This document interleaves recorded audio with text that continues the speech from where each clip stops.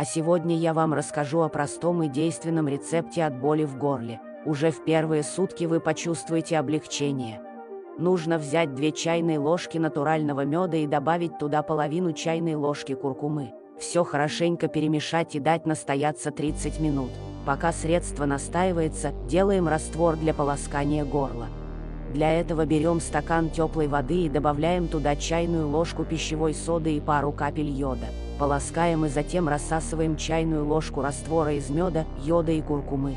Взрослым рекомендуется рассасывать 5 раз в день по чайной ложке за прием, детям 3 раза в день. Внимание! Детям до 3 лет не рекомендуется принимать раствор. Также после приема нельзя есть и пить в течение 30 минут.